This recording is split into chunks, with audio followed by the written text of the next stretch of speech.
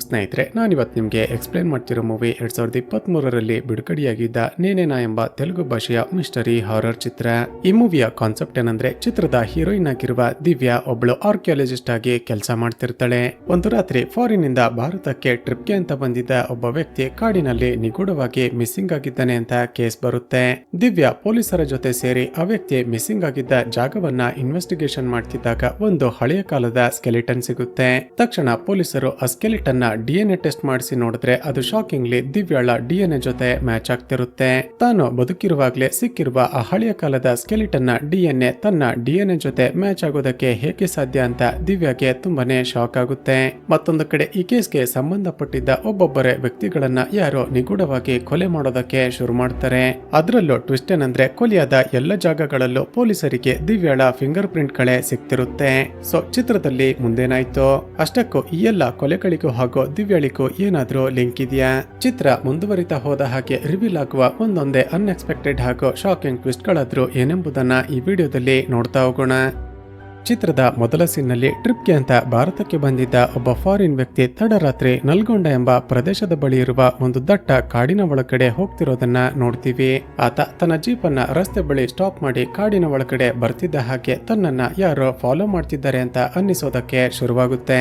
ಹೆದರಿಕೊಂಡ ಆ ವ್ಯಕ್ತಿ ಕಾಡಿನ ಒಳಗಡೆ ದಿಕ್ಕಾಪಾಲಾಗಿ ಓಡೋದಕ್ಕೆ ಶುರು ಮಾಡ್ತಾನೆ.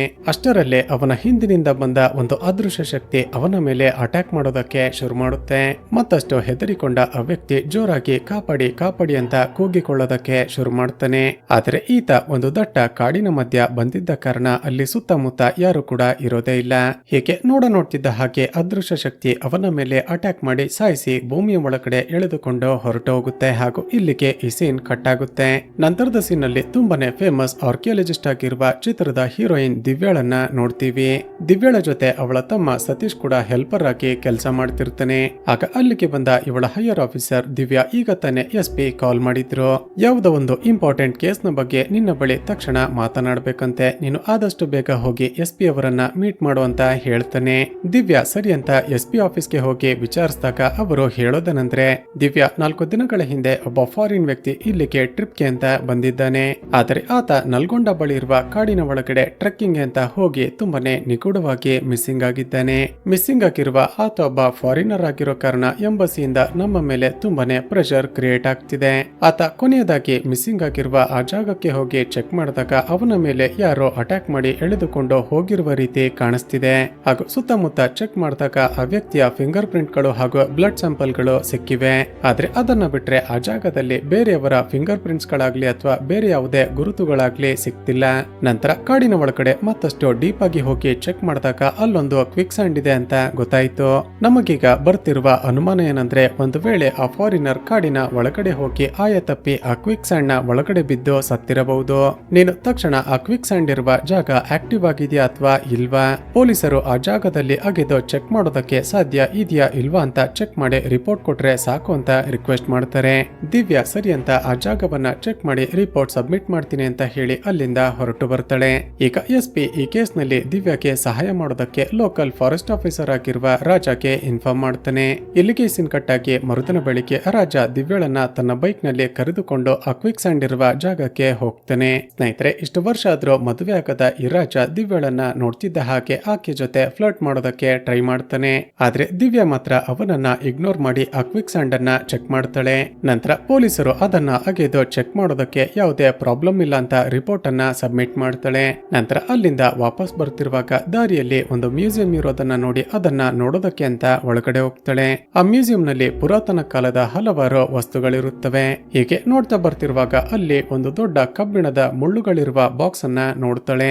ಅದರ ಬಗ್ಗೆ ವಿಚಾರಿಸಿದಾಗ ಅಲ್ಲಿನ ಕೇರ್ ಟೇಕರ್ ಹೇಳೋದೇನೆಂದ್ರೆ, ಮೇಡಮ್, ಈ ಬಾಕ್ಸ್ ಒಂದು ರೀತಿ ತಪ್ಪು ಮಾಡಿದ ಜನಗಳಿಗೆ ಪನಿಷ್ಮೆಂಟ್ ಅನ್ನ ಕೊಡೋದಕ್ಕೆ ಯೂಸ್ ಮಾಡ್ತಿದ್ದಂತ ಬಾಕ್ಸ್. ಇದರ ಒಳಗಡೆ ದೊಡ್ಡ ದೊಡ್ಡ ಕಬ್ಬಿಣದ ಮುಳ್ಳುಗಳಿದ್ದು ತಪ್ಪು ಮಾಡಿದ ವ್ಯಕ್ತಿಗಳನ್ನ ಇದರ ಒಳಗಡೆ ಇಟ್ಟು ಲಾಕ್ ಮಾಡ್ತಿದ್ರಂತೆ. ಒಳಗಡೆ ಎಲ್ಲ ಕಡೆ ಮುಳ್ಳುಗಳಿದ್ದ ಕಾರಣ ಬಾಗಿಲನ್ನ ಕ್ಲೋಸ್ ಮಾಡ್ತಿದ್ದ ಹಾಗೆ ಮುಳ್ಳುಗಳು ಒಳಗಡೆ ಇರುವ ವ್ಯಕ್ತಿಗೆ ಚುಚ್ಚಿ ಆತ ಒದ್ದಾಡಿ ಸತ್ತು ಹೋಗ್ತಿದ್ನಂತೆ. ಹಿಂದಿನ ಕಾಲದಲ್ಲಿ ರಾಜರು ತಪ್ಪು ಮಾಡಿದ ವ್ಯಕ್ತಿಗಳಿಗೆ ಶಿಕ್ಷೆಯನ್ನ ಕೊಡೋದಕ್ಕೆ ಅಂತ ಇದನ್ನ ಯೂಸ್ ಮಾಡ್ತಿದ್ರು ಅಂತ ಎಕ್ಸ್ಪ್ಲೇನ್ ಮಾಡ್ತಾನೆ. ಇಲ್ಲಿಗೆ ಸೀನ್ ಕಟ್ಟಾಗಿ ಮರುದಿನ ಬೆಳಿಗ್ಗೆ ರಾಜ ಲೋಕಲ್ ಪೊಲೀಸರನ್ನ ಹಾಗೂ ಜನಗಳನ್ನ ಕರೆಸಿ ಅಕ್ವಿಕ್ ಸ್ಯಾಂಡ್ ಇರುವ ಜಾಗವನ್ನ ಅಗಿಸ್ತಾನೆ. ಹೀಗೆ ಸ್ವಲ್ಪ ಹೊತ್ತು ಅಗಿತಾ ಹೋದ ಹಾಗೆ ಅಲ್ಲಿ ಒಂದು ಸ್ಕೆಲಿಟನ್ ಸಿಗುತ್ತೆ.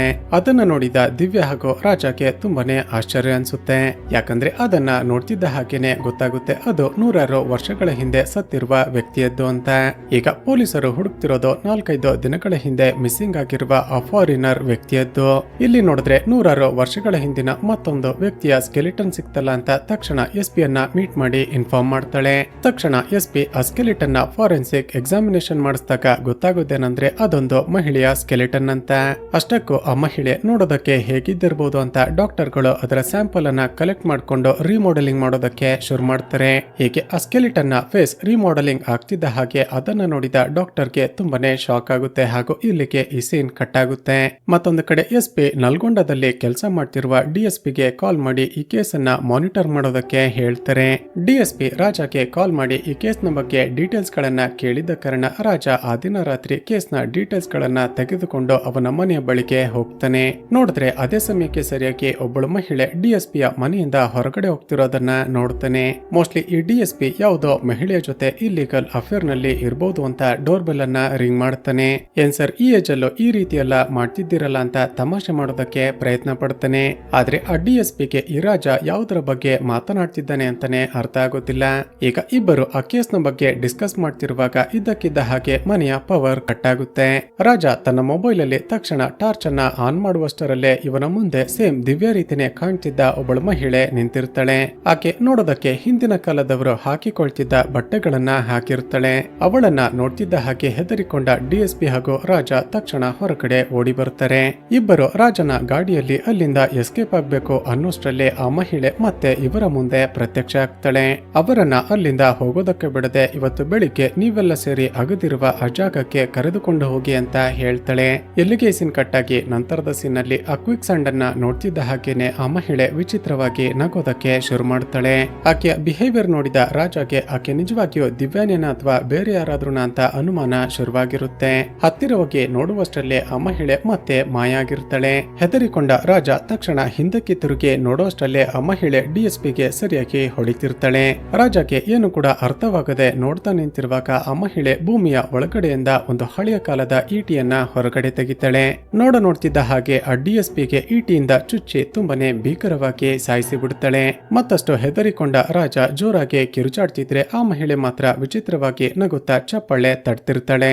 ನಂತರ ರಾಜನ ಬಳಿಗೆ ಬಂದು ಈ ವಿಷಯವನ್ನ ಯಾರಿಗಾದ್ರೂ ಹೇಳಿದ್ರೆ ನಿನಗೂ ಕೂಡ ಇದೇ ಗತಿಯಾಗುತ್ತೆ ಅಂತ ಹೆದರಿಸಿ ಅಲ್ಲಿಂದ ಮಾಯ ಆಗ್ತಾಳೆ. ಮರುದಿನ ಬೆಳಿಗ್ಗೆ ಫಾರೆನ್ಸಿಕ್ ಎಕ್ಸ್ಪರ್ಟ್ ಗಳು ದಿವ್ಯಳನ್ನ ಕರೆಸಿ ತಾವು ಡೆವಲಪ್ ಮಾಡಿರುವ ಆ ಫೇಸ್ ಅನ್ನ ತೋರಿಸ್ತಾರೆ. ನೋಡಿದ್ರೆ ಆ ಸ್ಕೆಲಿಟನ್ ನ ಮುಖ ನೋಡೋದಕ್ಕೆ ಸೇಮ್ ದಿವ್ಯಳ ಮುಖದ ರೀತಿನೇ ಕಾಣಿಸ್ತಿರುತ್ತೆ. ನೂರಾರು ವರ್ಷಗಳ ಹಿಂದೆ ಸತ್ತಿರುವ ಆ ಮಹಿಳೆಯ ಮುಖ ನೋಡೋದಕ್ಕೆ ನನ್ನ ರೀತಿನೇ ಕಾಣೋದಕ್ಕೆ ಹೇಗೆ ಸಾಧ್ಯ ಅಂತ ದಿವ್ಯಾಗೂ ಕೂಡ ತುಂಬಾನೇ ಶಾಕ್ ಆಗುತ್ತೆ. ಇದು ಹೇಗೆ ಸಾಧ್ಯ ಅಂತ ಯೋಚನೆ ಮಾಡ್ತಿದ್ದಾಗ ಆ ಡಾಕ್ಟರ್ ಹೇಳೋದೇನಂದ್ರೆ ದಿವ್ಯಾ ಮೋಸ್ಟ್ಲಿ ನೀನು ಹೋದ ಜನ್ಮದಲ್ಲಿ ಅಕ್ವಿಕ್ ಸ್ಯಾಂಡ್ ನ ಒಳಗಡೆ ಬಿದ್ದು ಸತ್ತಿದ್ದೆ ಅನ್ಸುತ್ತೆ. ಆದ್ರೆ ಇದನ್ನೆಲ್ಲ ನಂಬದ ದಿವ್ಯಾ ಆ ಡಾಕ್ಟರ್ ನ ಮಾತುಗಳನ್ನ ಇಗ್ನೋರ್ ಮಾಡಿ ತಕ್ಷಣ ಹೊರಗಡೆ ಬರ್ತಾಳೆ. ಮತ್ತೊಂದು ಕಡೆ ಹಿಂದಿನ ದಿನ ರಾತ್ರಿ ಕಾಡಿನ ಒಳಗಡೆ DSP ಯ ಕೊಲೆಯಾಗಿದೆ ಅಂತ ಗೊತ್ತಾಗ್ತಿದ್ದ ಹಾಗೆ SP ತನ್ನ ಟೀಮ್ ಅನ್ನ ಕರೆದುಕೊಂಡು ಸ್ಪಾಟ್ ಗೆ ಬರ್ತಾನೆ. ಮೊದಲೇ ಹೆದರಿಕೊಂಡಿದ್ದ ರಾಜ ವಿಚಾರಿಸಿದಾಗ ಸರ್ ನನ್ಗೇನು ಕೂಡ ಗೊತ್ತಿಲ್ಲ. ಹಳ್ಳಿಯ ಜನಗಳು ಬೆಳಿಗ್ಗೆ ಕಟ್ಟಿಗೆ ಕಡಿಯೋದಕ್ಕೆ ಅಂತ ಒಳಗಡೆ ಬಂದಾಗ ಡೆಡ್ ಬಾಡಿಯನ್ನ ನೋಡಿ ನನಗೆ ಇನ್ಫಾರ್ಮ್ ಮಾಡಿದ್ರು ಅಂತ ಹೇಳ್ತಾನೆ. ಈಗ ಪೊಲೀಸರು ಸುತ್ತಮುತ್ತ ಚೆಕ್ ಮಾಡಿದಾಗ ಆ DSP ಯನ್ನ ಕೊಲೆ ಮಾಡೋದಕ್ಕೆ ಯೂಸ್ ಮಾಡಿರುವ ಆ ದೊಡ್ಡ ಈಟಿ ಅಲ್ಲೇ ಇರುತ್ತೆ. ಅದನ್ನ ಚೆಕ್ ಮಾಡಿದಾಗ ಕಬ್ಬಿಣದ ಆ ಈಟಿ ಸುಮಾರು 40 kg ಭಾರ ಇದ್ದು ಅದರ ಮೇಲೆ ಒಬ್ಬಳು ಮಹಿಳೆಯ ಫಿಂಗರ್ ಪ್ರಿಂಟ್ ಗಳು ಮೂಡಿವೆ ಅಂತ ಗೊತ್ತಾಗುತ್ತೆ. ಅದನ್ನ ಕೇಳಿದ SP ಹಾಗಾದ್ರೆ ಮಿಸ್ಸಿಂಗ್ ಆಗಿರುವ ಆ ಫಾರಿನರ್ಗೂ ಕೊಲೆಯಾಗಿರುವ DSP ಗೂ ಏನಾದ್ರೂ ಲಿಂಕ್ ಇದೆಯಾ? ಹಾಗೂ DSP ನ ಒಬ್ಬಳು ಮಹಿಳೆನೆ ಕೊಲೆ ಮಾಡಿದ್ದಾಳೆ. ಆದ್ರೆ 40 kg ಈಟಿಯನ್ನ ಒಬ್ಬಳು ಮಹಿಳೆ ಎತ್ತಿ ಕೊಲೆ ಮಾಡೋದಕ್ಕೆ ಹೇಗೆ ಸಾಧ್ಯ ಅಂತ ಆಶ್ಚರ್ಯ ಆಗುತ್ತೆ. ತಕ್ಷಣ ಇನ್ಸ್ಪೆಕ್ಟರ್ಗೆ ಸುತ್ತಮುತ್ತ ಹಳ್ಳಿಗಳಲ್ಲಿ ವಾಸ ಮಾಡ್ತಿರುವ ಎಲ್ಲ ಮಹಿಳೆಯರ ಫಿಂಗರ್ ಪ್ರಿಂಟ್ ಗಳನ್ನ ಚೆಕ್ ಮಾಡಿ ಯಾರ ಮೇಲಾದ್ರೂ ಅನುಮಾನ ಬಂದ್ರೆ ತಕ್ಷಣ ಅರೆಸ್ಟ್ ಮಾಡಿ ಎನ್ಕ್ವೈರಿ ಮಾಡಿ ಅಂತ ಆರ್ಡರ್ ಮಾಡ್ತಾನೆ. ಈಗ ತನ್ನ ಅಣ್ಣನ ಕೊಲೆಯಾಗಿದೆ ಅಂತ ಗೊತ್ತಾಗ್ತಿದ್ದ ಹಾಗೆ DSP ಯ ತಂಗಿ ಹಾಗೂ ತಮ್ಮ ಆಗಿರುವ ಇಶಾ ಹಾಗೂ ಅರವಿಂದ್ ಅಲ್ಲಿಗೆ ಬರ್ತಾರೆ. ತನ್ನ ಅಣ್ಣನ ಡೆಡ್ ಬಾಡಿಯನ್ನ ನೋಡಿ ಇಬ್ಬರು ತುಂಬಾನೇ ಎಮೋಷನಲ್ ಆಗಿ ಅಳ್ತಾರೆ. ಮತ್ತೊಂದು ಕಡೆ ಪೊಲೀಸರು ಸುತ್ತಮುತ್ತ ಹಳ್ಳಿಗಳಲ್ಲಿ ವಾಸ ಮಾಡ್ತಿರುವ ಎಲ್ಲ ಮಹಿಳೆಯರ ಫಿಂಗರ್ ಪ್ರಿಂಟ್ ಗಳನ್ನ ಚೆಕ್ ಮಾಡ್ತಾರೆ. ಆದ್ರೆ ಆಬ್ವಿಯಸ್ಲಿ ಯಾರ ಫಿಂಗರ್ ಪ್ರಿಂಟ್ ಗಳು ಕೂಡ ಮ್ಯಾಚ್ ಆಗೋದಿಲ್ಲ. ಮತ್ತೊಂದು ಕಡೆ ದಿವ್ಯಾ ನೂರಾರು ವರ್ಷಗಳ ಹಿಂದೆ ಸತ್ತಿರುವ ಆ ಮಹಿಳೆ ನೋಡೋದಕ್ಕೆ ನನ್ನ ರೀತಿನೇ ಇರೋದಕ್ಕೆ ಹೇಗೆ ಸಾಧ್ಯ? ಲೋಕಲ್ ಫಾರೆಸ್ಟ್ ಆಫೀಸರ್ ಆಗಿರುವ ರಾಜನ ಹೆಲ್ಪ್ ತೆಗೆದುಕೊಂಡು ಸುತ್ತಮುತ್ತ ಹಳ್ಳಿಗಳಿಗೆ ಹೋಗಿ ವಿಚಾರಿಸೋಣ ಅಂತ ತಕ್ಷಣ ಅವನ ಆಫೀಸ್ನ ಬಳಿಗೆ ಬರ್ತಾಳೆ. ಆದ್ರೆ ಆ ರಾಜ ದಿವ್ಯಾಳನ್ನ ನೋಡ್ತಿದ್ದ ಹಾಗೆ ತಕ್ಷಣ ಬಿಲ್ಡಿಂಗ್ ನ ಹಿಂದೆ ಹೋಗಿ ಬಚ್ಚಿಟ್ಟುಕೊಳ್ತಾನೆ. ದಿವ್ಯಾ ಆಫೀಸ್ನ ಒಳಗಡೆ ಬಂದು ಚೆಕ್ ಮಾಡಿದಾಗ ರಾಜ ಇಲ್ಲದಿರೋದನ್ನ ನೋಡಿ ಆಕೆ ಅಲ್ಲಿಂದ ವಾಪಸ್ ಹೋಗ್ತಾಳೆ. ಆದ್ರೆ ವಾಪಸ್ ಹೋಗುವಾಗ ತಾನು ತಂದಿದ್ದ ನೀರಿನ ಬಾಟಲ್ ಅನ್ನ ಮರೆತು ಅಲ್ಲೇ ಬಿಟ್ಟು ಹೋಗ್ತಾಳೆ. ಅದನ್ನ ನೋಡಿದ ರಾಜ ಒಂದು ಐಡಿಯಾ ಮಾಡಿ ತಕ್ಷಣ ಅದರ ಮೇಲಿರುವ ಫಿಂಗರ್ ಪ್ರಿಂಟ್ ಗಳನ್ನ ಚೆಕ್ ಮಾಡೋದಕ್ಕೆ ಫಾರೆನ್ಸಿಕ್ ಡಿಪಾರ್ಟ್ಮೆಂಟ್ ಗೆ ಕಳುಹಿಸಿಕೊಡ್ತಾನೆ. ಚೆಕ್ ಮಾಡಿದಾಗ ಬಾಟಲಿ ಮೇಲಿರುವ ದಿವ್ಯಾಳ ಫಿಂಗರ್ ಪ್ರಿಂಟ್ ಗಳು ಹಾಗೂ IET ಮೇಲಿದ್ದ ಫಿಂಗರ್ ಪ್ರಿಂಟ್ ಗಳು ಎರಡು ಕೂಡ ಮ್ಯಾಚ್ ಆಗುತ್ತೆ. ಹಾಗಾದ್ರೆ ಈ ದಿವ್ಯಾನೇ DSP ನ ಕೊಲೆ ಮಾಡಿರೋದು ಅಂತ ತಕ್ಷಣ ಈ ಕೇಸನ್ನ ಇನ್ವೆಸ್ಟಿಗೇಷನ್ ಮಾಡ್ತಿರುವ ಇನ್ಸ್ಪೆಕ್ಟರ್ ಬಳಿ ಬರ್ತಾನೆ. ಇನ್ಸ್ಪೆಕ್ಟರ್ಗೆ ಆಶ್ಚರ್ಯ ಆಗಿ ತಕ್ಷಣ ಚೆಕ್ ಮಾಡಿದಾಗ ಆ ದಿನ ರಾತ್ರಿ ಬೇರೊಂದು ಕೆಲಸ ಇತ್ತು ಅಂತ ಪಕ್ಕದ ಸಿಟಿಗೆ ಹೋಗಿದ್ಲು ಅಂತ CCTV ಫುಟೇಜ್ ಗಳು ಸಿಗುತ್ತವೆ. ಈ ರಾಜ ಏನನ್ನು ನೋಡಿ ಹೆದರಿಕೊಂಡು ದಿವ್ಯಾ ಮೇಲೆ ಸುಳ್ಳು ಅಲಿಗೇಷನ್ ಗಳನ್ನ ಮಾಡ್ತಿದ್ದಾನೆ ಅಂತ ಇನ್ಸ್ಪೆಕ್ಟರ್ ಇಗ್ನೋರ್ ಮಾಡ್ತಾನೆ. ಮತ್ತೊಂದು ಕಡೆ ಕೊಲೆಯಾಗಿರುವ ಆ DSP ತಮ್ಮ ಅರವಿಂದ್ ದಿವ್ಯಾಳನ್ನ ಇಷ್ಟಪಡ್ತಾ ಆಕೆಯ ಸುತ್ತ ಅಲ್ದಾಡ್ತಿರೋದನ್ನ ನೋಡ್ತಾನೆ. ಹೀಗೆ ಫಾಲೋ ಮಾಡ್ತಿರುವಾಗ ದಿವ್ಯಾ ಅರವಿಂದ್ ಅನ್ನ ಕರೆದುಕೊಂಡು ಕ್ಲೋಸ್ ಆಗಿರುವ ಆ ಮ್ಯೂಸಿಯಂ ನ ಒಳಗಡೆ ಹೋಗ್ತಿರೋದನ್ನ ನೋಡ್ತಾನೆ. ಅವರಿಬ್ಬರು ಒಳಗಡೆ ಏನ್ ಮಾಡ್ತಿದ್ದಾರೆ ಅಂತ ನೋಡ್ತಿರುವಾಗ್ಲೇ ಅರವಿಂದ್ ಜೋರಾಗಿ ಕಿರ್ಚಾಡೋದಕ್ಕೆ ಶುರು ಮಾಡ್ತಾನೆ.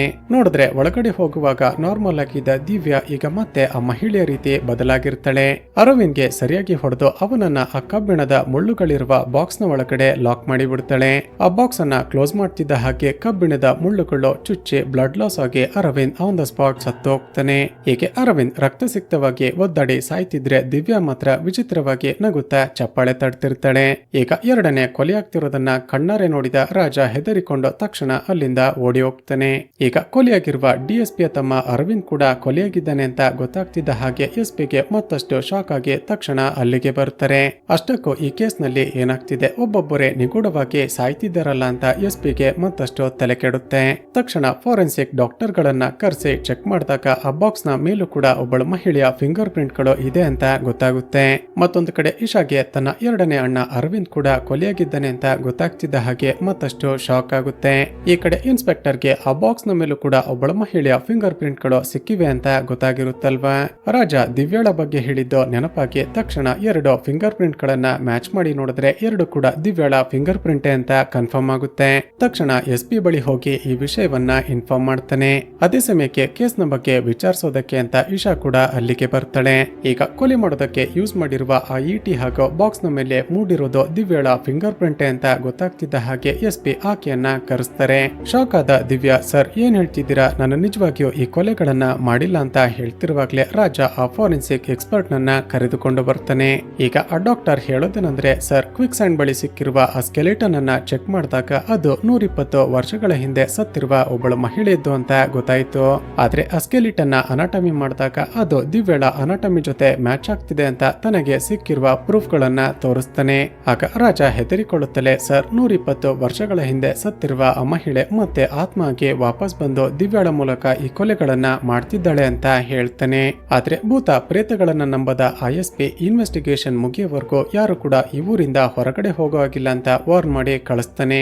ಈಗ ದಿವ್ಯಾಗೂ ಕೂಡ ತನ್ನ ಸುತ್ತಮುತ್ತ ಏನ್ ನಡೀತಿದೆ ಅಂತ ಅರ್ಥವಾಗದೆ ತಲೆ ಕೆಟ್ಟು ತನ್ನ ತಮ್ಮ ಸತೀಶ್ಗೆ ಹೀಗೆ ಹೇಳ್ತಾಳೆ, ಸತೀಶ್ ಈ ದಿನ ರಾತ್ರಿ ನೀನು ನನ್ನನ್ನೇ ಅಬ್ಸರ್ವ್ ಮಾಡ್ತಿರೋ, ಒಂದು ವೇಳೆ ರಾತ್ರಿ ಹೊತ್ತು ನನ್ನಲ್ಲಿ ಏನಾದ್ರೂ ಚೇಂಜಸ್ ಆಗಿ ನಾನು ಎಲ್ಲಿಗಾದ್ರೂ ಹೋಗ್ತೀನಿ ಅಂತ ಚೆಕ್ ಮಾಡು ಅಂತ ಹೇಳ್ತಾಳೆ. ಸರಿ ಅಂತ ಇಬ್ಬರು ಹೋಗಿ ಮಲಗಿಕೊಳ್ತಾರೆ. ಮಧ್ಯರಾತ್ರಿ ಸತೀಶ್ಗೆ ಏನೋ ಶಬ್ದ ಆಗ್ತಿರೋ ರೀತಿ ಕೇಳಿಸುತ್ತೆ. ತಕ್ಷಣ ದಿವ್ಯಾಳ ರೂಮ್ಗೆ ಹೋಗಿ ನೋಡಿದ್ರೆ ದಿವ್ಯಾ ಮತ್ತೆ 120 ವರ್ಷಗಳ ಹಿಂದೆ ಕಾಣಿಸ್ತಿದ್ದ ಆ ಮಹಿಳೆಯ ರೀತಿನೇ ರೆಡಿಯಾಗಿರ್ತಾಳೆ. ಅಕ್ಕ ಏನಾಯ್ತು ನಿನ್ಗೆ, ಯಾಕೆ ಈ ರೀತಿ ಡ್ರೆಸ್ ಮಾಡಿಕೊಂಡಿದ್ಯಾ ಅಂತ ಕೇಳ್ತಿರುವಾಗ್ಲೇ ಆಕೆ ಸತೀಶ್ನ ಮೇಲೆ ಅಟ್ಯಾಕ್ ಮಾಡೋದಕ್ಕೆ ಶುರು ಮಾಡ್ತಾಳೆ. ಅಷ್ಟರಲ್ಲೇ ಕೆಳಗಡೆ ಕಿಚನ್ಗೆ ನೀರನ್ನ ಕುಡಿಯೋದಕ್ಕೆ ಅಂತ ಹೋಗಿದ್ದ ದಿವ್ಯಾ ಮೇಲೆ ಬರ್ತಾಳೆ. ಸ್ನೇಹಿತರೆ, ಈಗ ದಿವ್ಯಾ ಹಾಗೂ ಸತೀಶ್ ಇಬ್ಬರಿಗೂ ಕೂಡ 120 ವರ್ಷಗಳ ಹಿಂದೆ ಸತ್ತಿದ್ದ ಆ ಮಹಿಳೆಯ ಆತ್ಮ ಕಾಣಿಸ್ತಿರುತ್ತೆ. ಅಷ್ಟಕ್ಕೂ ಯಾರ್ ನೀನು, ನನ್ನ ರೀತಿನೇ ಕಾಣಿಸ್ತಿರುವ ನೀನು ಯಾಕೆ ಜನಗಳನ್ನ ಕೊಲೆ ಮಾಡ್ತಿದ್ಯಾ ಅಂತ ಕೇಳ್ತಾಳೆ. ಈಗ ಆ ಮಹಿಳೆ ನಗುತ್ತಾ 120 ವರ್ಷಗಳ ಹಿಂದಿನ ತನ್ನ ಫ್ಲಾಶ್ ಬ್ಯಾಕ್ ಅನ್ನ ಹೇಳೋದಕ್ಕೆ ಶುರು ಮಾಡ್ತಾಳೆ. ಸ್ನೇಹಿತರೆ, ದಮಯಂತಿ ಎಂಬ ಹೆಸರಿನ ಈ ಮಹಿಳೆ 120 ವರ್ಷಗಳ ಹಿಂದೆ ಗಜಪತಿ ಎಂಬ ಒಬ್ಬ ವ್ಯಕ್ತಿಯನ್ನ ಮದುವೆಯಾಗಿರ್ತಾಳೆ. ಗಜಪತಿಯ ತಂದೆ ಅಂದ್ರೆ ದಮಯಂತಿಯ ಮಾವ ಊರಿನ ಜಮೀನ್ದಾರಾಗಿದ್ದು ತುಂಬಾನೇ ಶ್ರೀಮಂತನಾಗಿರ್ತಾನೆ. ದಮಯಂತಿಯ ಮಾವ ಜಮೀನ್ದಾರ ವೆಂಕಟಪತಿ ಬಳಿ ರಾಮಲಿಂಗ ಎಂಬ ಒಬ್ಬ ವ್ಯಕ್ತಿ ಕೆಲಸ ಮಾಡ್ತಿರ್ತಾನೆ. ಆ ರಾಮಲಿಂಗಗೆ ಒಟ್ಟು 3 ತಮ್ಮಂದಿರು ಹಾಗೂ ಒಬ್ಬಳು ಚಿಕ್ಕ ತಂಗಿ ಕೂಡ ಇರ್ತಾಳೆ. ಒಂದು ದಿನ ವೆಂಕಟಪತಿ ರಾಮಲಿಂಗನ ಮನೆಗೆ ಊಟಕ್ಕೆ ಅಂತ ಹೋದಾಗ ಅವಳ ತಂಗಿ ಲೀಲಾಳನ್ನ ನೋಡಿ ತುಂಬಾನೇ ಇಷ್ಟಪಡೋದಕ್ಕೆ ಶುರು ಮಾಡಿರ್ತಾನೆ. ಸ್ನೇಹಿತರೆ, ವೆಂಕಟಪತಿಗೆ ಈಗಾಗಲೇ ವಯಸ್ಸಾಗಿದ್ದು 2 ಹೆಂಡತಿಯರಿರ್ತಾರೆ. ಆದರೂ ಕೂಡ ರಾಮಲಿಂಗ ಆಸ್ತಿಯ ಆಸೆಗೆ ತನ್ನ ತಂಗಿ ಲೀಲಾಳನ್ನ ಕೊಟ್ಟು ಜಮೀನ್ದಾರ ವೆಂಕಟಪತಿಗೆ ಮದುವೆ ಮಾಡಿಸ್ತಾನೆ. ಹೀಗಿರುವಾಗಲೇ ಒಂದು ದಿನ ವೆಂಕಟಪತಿ ತನ್ನ ಮನೆಯ ಮುಂದೆ ಒಂದು ಕುಸ್ತಿ ಕಾಂಪಿಟೇಷನ್ ಅರೇಂಜ್ ಮಾಡೋದಕ್ಕೆ ಹೇಳ್ತಾನೆ. ಹಾಗೂ ಅದರಲ್ಲಿ ತನ್ನ ಮಗ ಗಜಪತಿಗೆ ರಾಮಲಿಂಗನ 3 ತಮ್ಮಂದಿರ ಜೊತೆ ಕುಸ್ತಿ ಮಾಡೋದಕ್ಕೆ ಹೇಳ್ತಾನೆ. ಗಜಪತಿ ಆ ಕುಸ್ತಿಯಲ್ಲಿ ರಾಮಲಿಂಗನ 3 ತಮ್ಮಂದಿರನ್ನ ತುಂಬಾನೇ ಹೀನಾಯವಾಗಿ ಸೋಲಿಸ್ತಾನೆ. ತನ್ನ ಗಂಡ ಕುಸ್ತಿಯಲ್ಲಿ ಗೆಲ್ತಿರೋದನ್ನ ನೋಡಿದ ದಮಯಂತಿ ಖುಷಿಯಿಂದ ಜೋರಾಗಿ ಚಪ್ಪಾಳೆ ತಟ್ಟಿ ಎಂಜಾಯ್ ಮಾಡ್ತಿರ್ತಾಳೆ. ಆದ್ರೆ ಲೀಲಾಗೆ ತನ್ನ ಅಣ್ಣಂದಿರು ಸೋಲ್ತಿದ್ದಾರಲ್ಲ ಅಂತ ತುಂಬಾನೇ ಅವಮಾನ ಆಗುತ್ತೆ. ತಕ್ಷಣ ರಾಮಲಿಂಗ ಸೋತಿದ್ದ ತನ್ನ 3 ತಮ್ಮಂದಿರನ್ನ ಮನೆಗೆ ಕರೆದುಕೊಂಡು ಹೋಗ್ತಾನೆ. ತಕ್ಷಣ ಲೀಲಾ ಕೂಡ ತನ್ನ ಅಣ್ಣಂದಿರಿಗೆ ಸಮಾಧಾನ ಮಾಡೋದಕ್ಕೆ ಅಂತ ತನ್ನ ತವರು ಮನೆಗೆ ಹೋಗಿರ್ತಾಳೆ. ಆಗ ಆ 3 ತುಂಬಾನೇ ಕೋಪದಿಂದ, ಲೀಲಾ, ನಾವು ಕುಸ್ತಿಯಲ್ಲಿ ಸೋತಿರೋದಕ್ಕೆ ಬೇಜಾರಿಲ್ಲ, ಆದ್ರೆ ಗಜಪತಿಯ ಹೆಂಡತಿ ದಮಯಂತಿ ನಾವು ಸೋಲ್ತಿರೋದನ್ನ ನೋಡಿ ಚಪ್ಪಾಳೆ ತಟ್ಟಿ ಎಂಜಾಯ್ ಮಾಡ್ತಿದ್ಲು. ನಾವು ಸೋತೋದಕ್ಕಿಂತ ಆಕೆ ನಮ್ಮನ್ನ ನೋಡಿ ಚಪ್ಪಾಳೆ ತಟ್ಟಿ ನಕ್ಕಿದೆ, ತುಂಬಾನೇ ಅವಮಾನ ಆಯ್ತು ಅಂತ ಹೇಳ್ತಾರೆ. ಆಗ ರಾಮಲಿಂಗ ಲೀಲಾಗೆ, ಲೀಲಾ, ಇಷ್ಟರಲ್ಲೇ ನಿನ್ನ ಗಂಡ ವೆಂಕಟಪತಿ ತನ್ನ ಮಗ ಗಜಪತಿಗೆ ಪಟ್ಟಾಭಿಷೇಕ ಮಾಡ್ತಾನೆ. ಹಾಗೇನಾದ್ರೂ ಆದ್ರೆ ಎಲ್ಲ ಆಸ್ತಿ ಹಾಗೂ ಆ ಪವರ್ ಕೂಡ ಅವನ ಮಗ ಆಗಿರುವ ಆ ಗಜಪತಿ ಹಾಗೂ ಅವನ ಹೆಂಡತಿ ದಮಯಂತಿಗೆ ಹೊರಟು ಹೋಗುತ್ತೆ. ಲೀಲಾ, ಹಾಗೇನಾದ್ರೂ ಆದ್ರೆ ಕಡೆಯವರೆಗೂ ನಾನು ಹಾಗೂ ನೀನು ಅವರ ಮನೆಯ ಚಾಕರಿಯನ್ನೇ ಮಾಡಿಕೊಂಡು ಇರಬೇಕಾಗುತ್ತೆ. ಒಂದು ಸಾರಿ ಯೋಚನೆ ಮಾಡು, ಈ ರಾಜ್ಯಕ್ಕೆ ನಿನ್ನ ಗಂಡನ ನಂತರ ನೀನೆ ಜಮೀನ್ದಾರ ಆದ್ರೆ ಹೇಗಿರುತ್ತೆ? ಹಾಗೆ ಆಗ್ಬೇಕು ಅಂದ್ರೆ ನಾವು ಹೇಳುವ ಪ್ಲಾನ್ ಅನ್ನ ಫಾಲೋ ಮಾಡುವಂತ ಒಂದು ಪ್ಲಾನ್ ಅನ್ನ ಹೇಳ್ತಾರೆ. ಹಾಗೂ ಇಲ್ಲಿಗೆ ಈ ಸೀನ್ ಕಟ್ ಆಗುತ್ತೆ. ಮರುದಿನ ಬೆಳಿಗ್ಗೆ ನೋಡಿದ್ರೆ ಲೀಲಾ ಹಾಗೂ ಆಕೆಯ ಅಣ್ಣಂದಿರೆಲ್ಲ ಸೇರಿ ವೆಂಕಟಪತಿ ಹಾಗೂ ಅವನ 2 ಹೆಂಡತಿಯರನ್ನ ಕೊಲೆ ಮಾಡಿರ್ತಾರೆ. ನಂತರ ಜಗಪತಿ ಹಾಗೂ ಅವನ ಹೆಂಡತಿಯಾಗಿರುವ ದಮಯಂತಿಯನ್ನ ಕಿಡ್ನಾಪ್ ಮಾಡ್ಕೊಂಡು ಒಂದು ಜಾಗಕ್ಕೆ ಕರೆದುಕೊಂಡು ಹೋಗ್ತಾರೆ. ರಾಮಲಿಂಗ ನಗ್ತಿದ್ರೆ, ನನ್ನ ತಮ್ಮಂದಿರು ಸೋಲ್ತಿದ್ರೆ ನೀನು ಅವರನ್ನ ನೋಡಿ ಚಪ್ಪಾಳೆ ತಟ್ಟಿ ನಗ್ತೀಯ. ನಿನ್ನ ಮಾವ ಹಾಗೂ ಅತ್ತೆಯಂದಿರನ್ನ ಈಗಾಗಲೇ ಕೊಲೆ ಮಾಡಿದ್ದೀವಿ, ನಿಮ್ಮನ್ನ ಕೂಡ ಕೊಲೆ ಮಾಡಿ ನನ್ನ ತಂಗಿಯನ್ನ ಈ ರಾಜ್ಯದ ರಾಣಿಯನ್ನಾಗಿ ಮಾಡ್ತೀವಿ ಅಂತ ನಗ್ತಾನೆ. ಶಾಕ್ ಆದ ದಮಯಂತಿ, ರಾಮಲಿಂಗ, ನಾನು ನಿಜವಾಗಿಯೂ ನಿನ್ನ ತಮ್ಮಂದಿರು ಸೋಲ್ತಿರೋದನ್ನ ನೋಡಿ ನಗ್ಲಿಲ್ಲ, ನನ್ನ ಗಂಡ ಕುಸ್ತಿಯಲ್ಲಿ ಗೆಲ್ತಿರೋದನ್ನ ನೋಡಿ ಖುಷಿಯಾಗಿ ಚಪ್ಪಾಳೆ ತಟ್ಟಿ ನಕ್ಕೆ ಅಷ್ಟೇ, ಇದನ್ನ ಬಿಟ್ರೆ ಬೇರೆ ಏನು ಕೂಡ ಇಲ್ಲ ಅಂತ ಅರ್ಥ ಮಾಡಿಸೋದಕ್ಕೆ ಪ್ರಯತ್ನ ಪಡ್ತಾಳೆ. ಆದ್ರೆ ಅವರ್ಯಾರು ಕೂಡ ಇವಳ ಮಾತನ್ನ ಕೇಳದೆ ಕಬ್ಬಿಣದ ಸಲಾಕೆಗಳನ್ನ ಬಿಸಿ ಮಾಡಿ ಅವಳ ಗಂಡನ ಕಣ್ಣಿಗೆ ಚುಚ್ಚಿ ಬಿಡ್ತಾರೆ. ಶಾಕ್ ಆದ ದಮಯಂತಿ, ದಯವಿಟ್ಟು ನನ್ನ ಗಂಡನನ್ನ ಬಿಟ್ಟು ಬಿಡಿ ಅಂತ ಬೇಡಿಕೊಳ್ತಾಳೆ. ಆದ್ರೆ ಅವರೆಲ್ಲ ಇವರಿಬ್ಬರನ್ನ ಟಾರ್ಚರ್ ಮಾಡ್ತಾ ಚಿತ್ರದ ಶುರುವಿನಿಂದ ನಾವು ನೋಡ್ತಿರುವ ಆ ಕ್ವಿಕ್ ಸ್ಯಾಂಡ್ ನ ಬಳಿಗೆ ಬರ್ತಾರೆ. ನಂತರ ಗಜಪತಿಯನ್ನ ಆ ಕಬ್ಬಿಣದ ಮುಳ್ಳುಗಳಿರುವ ಬಾಕ್ಸ್ ನ ಒಳಗಡೆ ಲಾಕ್ ಮಾಡ್ತಾರೆ. ಆ ಕಬ್ಬಿಣದ ಮುಳ್ಳುಗಳು ಚುಚ್ಚಿದ ಕಾರಣ ಗಜಪತಿಗೆ ತುಂಬಾನೇ ಬ್ಲಡ್ ಲಾಸ್ ಆಗಿ ಒದ್ದಾಡಿ ಆನ್ ದ ಸ್ಪಾಟ್ ಸತ್ತು ಹೋಗ್ತಾನೆ. ನಂತರ ದಮಯಂತಿಯನ್ನ ಕೂಡ ಅಲ್ಲೇ ಇದ್ದ ಕ್ವಿಕ್ ಸ್ಯಾಂಡ್ ನ ಒಳಗಡೆ ತಳ್ಳಿ ಬಿಡ್ತಾರೆ. ಹೀಗೆ ಅದರಿಂದ ಹೊರಗಡೆ ಬರೋದಕ್ಕೆ ಸಾಧ್ಯವಾಗದೆ ದಮಯಂತಿ ಕೂಡ ಅಲ್ಲೇ ಸತ್ತು ಹೋಗ್ತಾಳೆ. ಹಾಗೂ ಇಲ್ಲಿಗೆ ಸೀನ್ ಕಟ್ ಆಗಿ ಕತೆ ಪ್ರೆಸೆಂಟ್ ಗೆ ಬರುತ್ತೆ. ಸ್ನೇಹಿತರೆ, ಇದರ ಅರ್ಥ ಹೋದ ಜನ್ಮದಲ್ಲಿ ಅಷ್ಟೊಂದು ಭೀಕರವಾಗಿ ಸತ್ತಿದ್ದ ದಮಯಂತಿನೇ ಈ ಜನ್ಮದಲ್ಲಿ ದಿವ್ಯಾಳ ರೂಪದಲ್ಲಿ ಮತ್ತೆ ಜನ್ಮವನ್ನ ಪಡೆದುಕೊಂಡಿರ್ತಾಳೆ. ಆಗ ಹೋದ ಜನ್ಮದಲ್ಲಿ ತನ್ನ ಫ್ಯಾಮಿಲಿಯನ್ನ ಕೊಲೆ ಮಾಡಿ ಮತ್ತೆ ಈ ಜನ್ಮದಲ್ಲಿ ಹುಟ್ಟಿದ್ದ ಒಬ್ಬೊಬ್ಬರನ್ನೇ ಟಾರ್ಗೆಟ್ ಮಾಡಿ ಕೊಲೆ ಮಾಡ್ತಿರ್ತಾಳೆ. ಅಂದ್ರೆ ಆ DSP, ಅವನ 2 ತಮ್ಮಂದಿರು ಹಾಗೂ ದಿವ್ಯಾಳ ತಮ್ಮ ಸತೀಶ್ ಇವರೆಲ್ಲ ಕೂಡ ಹೋದ ಜನ್ಮದಲ್ಲಿ ರಾಮಲಿಂಗ ಹಾಗೂ ಅವನ 3 ತಮ್ಮಂದಿರಾಗಿರ್ತಾರೆ. ಹಾಗೂ DSPಯ ತಂಗಿಯಾಗಿರುವ ಈಶಾನೆ ಹೋದ ಜನ್ಮದಲ್ಲಿ ಲೀಲಾ ಆಗಿರ್ತಾಳೆ. ಈಗ ಪ್ರೆಸೆಂಟ್ ನಲ್ಲಿ ದಮಯಂತಿಯ ಸ್ಟೋರಿ ಕೇಳಿದ ದಿವ್ಯಾ ತುಂಬಾನೇ ಎಮೋಷನಲ್ ಆಗ್ತಾಳೆ. ದಮಯಂತಿ, ಹೋದ ಜನ್ಮದಲ್ಲಿ ನನ್ನ ಫ್ಯಾಮಿಲಿಗೆ ಆಗಿರುವ ಅನ್ಯಾಯ ತುಂಬಾನೇ ದೊಡ್ಡದು, ಆದ್ರೆ ನಿಮಗೆ ಅನ್ಯಾಯ ಮಾಡಿದ ಅವರೆಲ್ಲ ಕೂಡ ಹೋದ ಜನ್ಮದಲ್ಲೇ ಸತ್ತು ಹೋಗಿದ್ದಾರಲ್ವಾ? ಆದ್ರೆ ಹೋದ ಜನ್ಮದಲ್ಲಿ ತಾವು ಮಾಡಿರುವ ತಪ್ಪಿನ ಅರಿವಿಲ್ಲದೆ ಹುಟ್ಟಿರುವ ಜನಗಳನ್ನ ಈ ಜನ್ಮದಲ್ಲಿ ಕೊಲೆ ಮಾಡೋದು ಯಾವ ನ್ಯಾಯ? ಸ್ನೇಹಿತರೆ, ಇಲ್ಲಿ ಗೊತ್ತಾಗುವ ಮತ್ತೊಂದು ವಿಷಯವೇನೆಂದ್ರೆ ರಾಮಲಿಂಗ ಹಾಗೂ ಅವನ 3 ತಮ್ಮಂದಿರು ಇವರಿಬ್ಬರನ್ನ ಟಾರ್ಚರ್ ಮಾಡ್ತಿದ್ರಲ್ವಾ? ಆಗ ವ್ಯಾಪಾರದ ಬಗ್ಗೆ ಮಾತನಾಡೋದಕ್ಕೆ ಅಂತ ಒಬ್ಬ ಫ್ರೆಂಚ್ ವ್ಯಕ್ತಿ ಆ ಊರಿಗೆ ಬಂದಿರ್ತಾನೆ. ರಾಮಲಿಂಗ ಹಾಗೂ ಅವನ ತಮ್ಮಂದಿರು ಮತ್ತಷ್ಟು ಟಾರ್ಚರ್ ಮಾಡೋದಕ್ಕೆ ಅಂತ ಆ ವ್ಯಕ್ತಿಯ ಕೈಯಲ್ಲಿ ದಮಯಂತಿಯ ಅತ್ಯಾಚಾರ ಮಾಡಿಸಿರ್ತಾರೆ. ಸೊ ಚಿತ್ರದ ಮೊದಲ ಸೀನ್ ನಲ್ಲಿ ದಮಯಂತಿ ಇದೇ ಕಾರಣಕ್ಕೆ ಆ ಫಾರಿನ್ ವ್ಯಕ್ತಿಯನ್ನ ಕೊಲೆ ಮಾಡಿ ಸೇಡನ್ನ ತೀರಿಸಿಕೊಳ್ಳೋದಕ್ಕೆ ಶುರು ಮಾಡಿರ್ತಾಳೆ. ಈಗ ಪ್ರೆಸೆಂಟ್ ನಲ್ಲಿ ದಿವ್ಯಾ ರಿಕ್ವೆಸ್ಟ್ ಮಾಡ್ತಾ, ದಮಯಂತಿ, ನೀನು ಮಾಡ್ತಿರುವ ತಪ್ಪಿಗೆ ಪೊಲೀಸರು ನನ್ನ ಮೇಲೆ ಅನುಮಾನ ಪಡ್ತಿದ್ದಾರೆ, ನೀನು ನನ್ನ ಮೂಲಕನೇ ಈ ಕೊಲೆಗಳನ್ನ ಮಾಡ್ತಿರುವ ಕಾರಣ ನನ್ನ ಫಿಂಗರ್ ಪ್ರಿಂಟ್ಗಳು ಎಲ್ಲ ಕಡೆ ಸಿಕ್ಕಿವೆ. ನೀನು ಇದೇ ರೀತಿ ಕೊಲೆ ಮಾಡ್ತಾ ಹೋದ್ರೆ ಖಂಡಿತ ನಾನು ಜೈಲಿಗೆ ಹೋಗ್ತೀನಿ, ಒಂದು ಸರಿ ಯೋಚನೆ ಮಾಡು ಅಂತ ಬೇಡಿಕೊಳ್ತಾಳೆ. ಈಗ ಸ್ವಲ್ಪ ಸಮಯ ಯೋಚನೆ ಮಾಡಿದ ದಮಯಂತಿ ದಿವ್ಯಾಳನ್ನ ಕರೆದುಕೊಂಡು ಮತ್ತೆ ಆ ಕ್ವಿಕ್ ಸ್ಯಾಂಡ್ ನ ಬಳಿಗೆ ಬರ್ತಾಳೆ. ದಿವ್ಯಾ, ನನ್ನಿಂದಾಗಿ ನಿನ್ನ ಜೀವನ ಹಾಳಾಗೋದು ನನಗೆ ಇಷ್ಟ ಇಲ್ಲ, ಆದ್ರೆ ಇಷ್ಟರಲ್ಲೇ ನಿನಗೊಂದು ಗಂಡಾಂತರ ಕಾದಿದೆ ಅಂತ ಮತ್ತೆ ಆ ಕ್ವಿಕ್ ಸ್ಯಾಂಡ್ ನ ಒಳಗಡೆ ಜಂಪ್ ಮಾಡಿ ಹೊರಟು ಹೋಗ್ತಾಳೆ. ಇಲ್ಲಿಗೆ ಸೀನ್ ಕಟ್ಟಾಗಿ ಆ ದಿನ ರಾತ್ರಿ ಇಶಾ ಅವಳ ತಮ್ಮ ಹಾಗೂ ಸತೀಶ್ ಎಲ್ಲರನ್ನು ಕೂರಿಸಿಕೊಂಡು ನಡೆದದ್ದನ್ನೆಲ್ಲ ಎಕ್ಸ್ಪ್ಲೇನ್ ಮಾಡ್ತಾಳೆ. ದಿವ್ಯಾ ಎಷ್ಟೇ ಧೈರ್ಯ ಹೇಳಿದ್ರು ಕೂಡ ಆ ಮೂವರಿಗೆ ದಮಯಂತಿ ವಾಪಸ್ ಬಂದು ತಮ್ಮನ್ನ ಕೊಲೆ ಮಾಡಬಹುದು ಅಂತ ಭಯ ಕಾಡ್ತಿರುತ್ತೆ. ಇಲ್ಲಿಗೆ ಸೀನ್ ಕಟ್ಟಾಗಿ ಮರುದಿನ ಬೆಳಿಗ್ಗೆ ದಿವ್ಯಾಗೆ ಗೊತ್ತಾಗದ ಹಾಗೆ ಮೂವರು ಒಂದು ಜಾಗದಲ್ಲಿ ಮೀಟ್ ಮಾಡ್ತಾರೆ. ಸತೀಶ್, ಹೋದ ಜನ್ಮದಲ್ಲಿ ದಮಯಂತಿಯಾಗಿದ್ದ ನಿನ್ನ ಅಕ್ಕ ದಿವ್ಯಾ ನಮ್ಮನ್ನ ಕೊಲೆ ಮಾಡಿ ಸೇಡನ್ನ ತೀರಿಸಿಕೊಳ್ಳೋದಿಲ್ಲ ಅನ್ನೋದಕ್ಕೆ ಯಾವ ಗ್ಯಾರಂಟಿ? ಹಾಗಾಗಿ ನಿನ್ನ ಅಕ್ಕ ದಿವ್ಯಾಳನ್ನ ಕೊಲೆ ಮಾಡಿದ್ರೆ ನಮಗೆ ಯಾವುದೇ ಅಪಾಯ ಇರೋದಿಲ್ಲ. ಒಂದು ಸಾರಿ ಯೋಚನೆ ಮಾಡು, ನಿನ್ನ ಅಕ್ಕ ದಿವ್ಯಾಳನ್ನ ಸಾಯಿಸೋದ್ರಿಂದ ನಮ್ಮ ಮೂವರ ಜೀವ ಉಳಿಯುತ್ತೆ ಅಂತ ಬ್ರೈನ್ ವಾಶ್ ಮಾಡ್ತಾರೆ. ಆದ್ರೆ ದಿವ್ಯಾಳನ್ನ ಕೊಲೆ ಮಾಡಿದ್ರೆ ಪೊಲೀಸರಿಗೆ ಗೊತ್ತಾಗುತ್ತೆ. ಅದರ ಬದಲಿಗೆ ಆಕೆನೆ ಆತ್ಮಹತ್ಯೆ ಮಾಡಿಕೊಳ್ಳೋ ಹಾಗೆ ಮಾಡ್ಬೇಕು ಅಂತ ಪ್ಲಾನ್ ಮಾಡ್ತಾರೆ. ಪ್ಲಾನ್ ಪ್ರಕಾರ ದಿವ್ಯಾ ಬಳಿ ಹೋಗಿ, ಅಕ್ಕ, ಆ ದಮಯಂತಿ ನಿನ್ನ ರೂಪದಲ್ಲಿ ವಾಪಸ್ ಬಂದು ನಮ್ಮನ್ನ ಕೊಲೆ ಮಾಡಿಬಿಡ್ತಾಳೆ ಅಂತ ಪ್ರತಿದಿನವೂ ಭಯ ಕಾಡ್ತಿದೆ. ನಿನ್ನನ್ನ ನೋಡ್ತಿದ್ರೆ ಪ್ರತಿದಿನವೂ ಆ ದಮಯಂತಿಯನ್ನೇ ನೋಡ್ತಿರುವ ಹಾಗೆ ಆಗ್ತಿದೆ. ನಿನ್ನನ್ನ ಪ್ರತಿದಿನವೂ ನೋಡಿ ಭಯ ಪಡೋದಕ್ಕಿಂತ ನಾವು ಮೂವರು ಆತ್ಮಹತ್ಯೆ ಮಾಡಿಕೊಂಡು ಸಾಯೋದೆ ಮೇಲು ಅಂತ ಡಿಸೈಡ್ ಮಾಡಿದ್ದೀವಿ. ಈಗ ಈ ಮೂವರ ಮಾತುಗಳನ್ನ ಕೇಳಿದ ದಿವ್ಯಾಗೆ ತುಂಬಾನೇ ಎಮೋಷನಲ್ ಆಗುತ್ತೆ. ನಾನು ಬದುಕಿದ್ರೇನೆ ತಾನೇ ಆ ದಮಯಂತಿ ನನ್ನ ಮೂಲಕ ಬಂದು ನಿಮ್ಮನ್ನ ಕೊಲೆ ಮಾಡೋದಕ್ಕೆ ಸಾಧ್ಯ. ನೀವು ಮೂವರು ಆತ್ಮಹತ್ಯೆ ಮಾಡಿಕೊಳ್ಳೋ ಬದಲಿಗೆ ನಾನೇ ಆತ್ಮಹತ್ಯೆ ಮಾಡಿಕೊಳ್ತೀನಿ ಅಂತ ಹೇಳ್ತಾಳೆ. ಇಲ್ಲಿಗೆ ಸೀನ್ ಕಟ್ಟಾಗಿ ನಂತರದ ಸೀನ್ ನಲ್ಲಿ ದಿವ್ಯಾ ಆ ಮೂವರನ್ನ ಕರೆದುಕೊಂಡು ಮತ್ತೆ ಆ ಕ್ವಿಕ್ ಸ್ಯಾಂಡ್ ನ ಬಳಿಗೆ ಬಂದಿರ್ತಾಳೆ. ಆಕೆ ಇನ್ನೇನು ಆತ್ಮಹತ್ಯೆ ಮಾಡಿಕೊಳ್ತಾಳೆ ಅನ್ನೋಷ್ಟರಲ್ಲೇ ಮತ್ತೆ ದಮಯಂತಿಯ ಆತ್ಮ ಅವಳ ದೇಹದ ಒಳಗಡೆ ಬರುತ್ತೆ. ಶಾಕ್ ಆದ ಆ ಮೂವರು ತಕ್ಷಣವೇ ದಿವ್ಯಾಳನ್ನ ಕೊಲೆ ಮಾಡೋದಕ್ಕೆ ಪ್ರಯತ್ನ ಪಡ್ತಾರೆ. ಆದ್ರೆ ದಿವ್ಯನೇ ಅಂದ್ರೆ ದಮಯಂತಿನೇ ಮೊದಲಿಗೆ ತನ್ನ ತಮ್ಮ ಸತೀಶ್ನನ್ನ ಹಾಗೂ ಈಶಾಳ ತಮ್ಮನನ್ನ ಕೊಲೆ ಮಾಡ್ತಾಳೆ. ನಂತರ ತನ್ನನ್ನ ಹೇಗೆ ಕ್ವಿಕ್ ಸ್ಯಾಂಡ್ ಗೆ ತಳ್ಳಿದ್ರೋ ಅದೇ ರೀತಿ ಈಶಾಳನ್ನ ಕೂಡ ತಳ್ಳಿ ಬಿಡ್ತಾಳೆ. ಹೀಗೆ ಅವರನ್ನೆಲ್ಲ ಸಾಯಿಸಿದ ನಂತರ ದಿವ್ಯಾ ವಿಚಿತ್ರವಾಗಿ ನಗ್ತಾಳೆ ಹಾಗೂ ಈಗ ಮತ್ತೊಂದು ಟ್ವಿಸ್ಟ್ ರಿವೀಲ್ ಆಗುತ್ತೆ. ಸ್ನೇಹಿತರೆ, ಅಸಲಿಗೆ ದಿವ್ಯಾಳ ದೇಹದ ಒಳಗಡೆ ಆ ದಮಯಂತಿಯ ಆತ್ಮ ಬಂದೇ ಇರೋದಿಲ್ಲ. ಆ ಮೂವರು ತನ್ನನ್ನ ಸಾಯಿಸೋದಕ್ಕೆ ಪ್ಲಾನ್ ಮಾಡಿದ್ರು ಅಂತ ಗೊತ್ತಾಗ್ತಿದ್ದ ಹಾಗೆ ತನ್ನ ದೇಹದ ಒಳಗಡೆ ದಮಯಂತಿ ಬಂದಿದ್ದಾಳೆ ಅನ್ನೋ ರೀತಿ ನಾಟಕ ಮಾಡಿ ಅವರನ್ನ ಸಾಯಿಸಿರ್ತಾಳೆ. ಇಲ್ಲಿಗೆ ಸೀನ್ ಕಟ್ಟಾಗಿ ಚಿತ್ರದ ಎಂಡ್ ನಲ್ಲಿ ಫಾರೆಸ್ಟ್ ಆಫೀಸರ್ ರಾಜನನ್ನ ಮೀಟ್ ಮಾಡೋದಕ್ಕೆ ಅಂತ ಹೋಗಿರ್ತಾಳೆ. ಅಷ್ಟರಲ್ಲೇ ಹೆದರಿಕೊಂಡಿದ್ದ ರಾಜ ಅಲ್ಲಿಂದ ಟ್ರಾನ್ಸ್ಫರ್ ತೆಗೆದುಕೊಂಡು ಬೇರೆ ಊರಿಗೆ ಹೊರಟು ಹೋಗಿರ್ತಾನೆ. ರಾಜನ ಜಾಗದಲ್ಲಿ ಮತ್ತೊಬ್ಬ ಫಾರೆಸ್ಟ್ ಆಫೀಸರ್ ಬಂದಿದ್ದು ಅವನನ್ನ ನೋಡ್ತಿದ್ದ ಹಾಗೆ ದಿವ್ಯಾಗೆ ಮತ್ತಷ್ಟು ಶಾಕ್ ಆಗುತ್ತೆ. ಯಾಕಂದ್ರೆ ಆತ ನೋಡೋದಕ್ಕೆ ಸೇಮ್ ಹೋದ ಜನ್ಮದಲ್ಲಿ ದಮಯಂತಿಯ ಗಂಡ ಗಜಪತಿ ಇದ್ದ ಅಲ್ವಾ, ಸೇಮ್ ಅವನ ರೀತಿನೇ ಕಾಣಿಸ್ತಿರ್ತಾನೆ. ಹಾಗೂ ಇಲ್ಲಿಗೆ ಈ ಚಿತ್ರ ಮುಕ್ತಾಯವಾಗುತ್ತೆ.